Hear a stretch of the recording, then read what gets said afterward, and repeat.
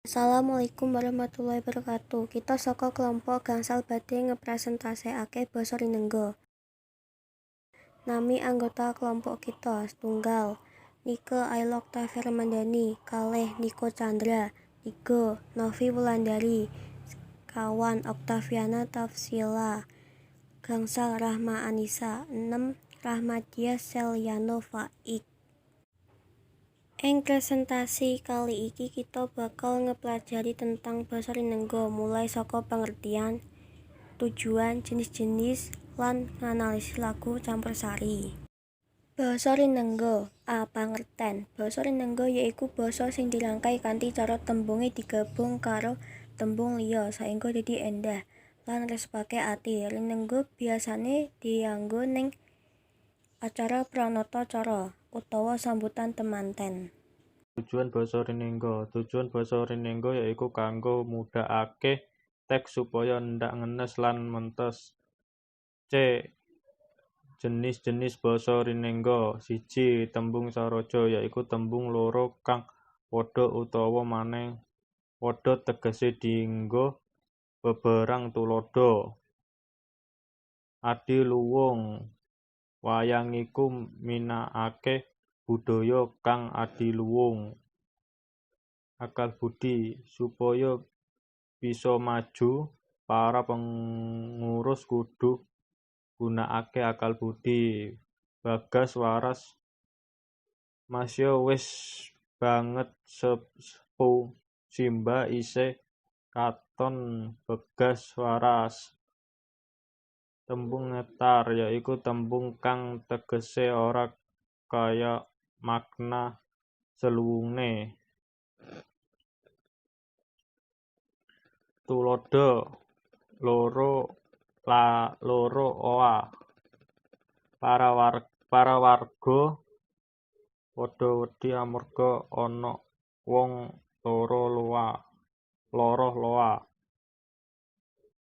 Tipis lambene. Senajan rupane ayu, akeh sing ora seneng amarga tipis lambene. Dawa tangane. Bocah iku lugu nanging dawa tangane. Nomor 3 paribasan yaiku unan-unan kang wis gumantok rajikane lan mawa teges tartamtu.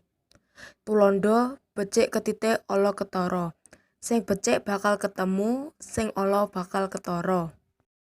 Nomor sekawan parikan yaiku unan-unan kang dumadi saka rong ukara. Ukara sepisan kanggo narik kawigaten lan ukara kapindho minangka isi. Tulandha wedang bubuk gula Jawa, yen kepethuk ati lega. Gangsal tembung bebasan. Unen-unen kang ajeg panggone mawa teges entar ngemu surasa pepindahan. Kang dipindahake kaanan utawa sesipatane wong utawa barang. Wonge uga katut ing sajrone pepindahan, nanging kang luwih ditengenake kaanane utawa tindak tanduk. Tuladhane. Setunggal. Kocak tandha luka padha karo wong kang sugih omong pratandha durung akeh kaweruhe. Kalih. Sedangkep ngawe-awe. Padha karo wis mareni marang tumindak ala nanging ing batin isih kepingin nindakake maneh. 3.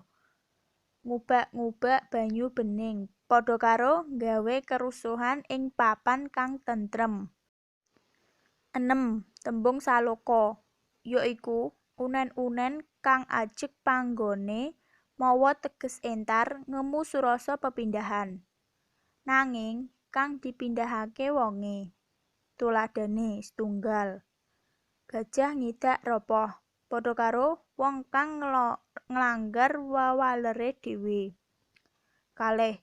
Sumur lumaku tinimba padha karo wong kang kumudu kudu dijaluki warah. 3.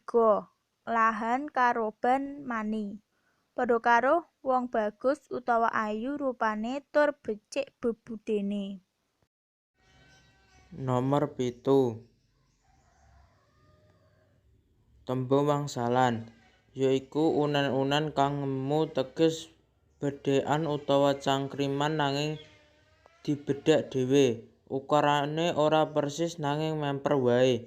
Tuladhané sarung jagung abot enteng ya ditanggung. Abot sama dengan klobot. Pindhang lulang kacek apa aku ora kowe. Pindhang lulang sama dengan krecek. Balung klapa. Eta-eta ora ngerti. Balung klapa sama dengan bathok. Nomor 8. Tembung purwakanthi yaiku runtuté swara ing ukara. Wanda utawa tembung kang kapisan gandheng wanda utawa tembung ing saburine. Tuladhané kudu jujur yen kowe kepengin makmur. 9. Tembung pepindhan. Unen-unen jroning kang nindakake barang lumrahe nganggo tembung pangandheng kaya lir, pindha lan kadya. Tuladhané yaiku ayune kaya Dewi Ratih. Analisis laku campursari Kusumaning Ati kaliyane Nurhana. Basa Rinenggon yaiku sak bedahing bumi. Ukara iki klebu tembung entar. Matur nuwun. Wassalamualaikum warahmatullahi wabarakatuh.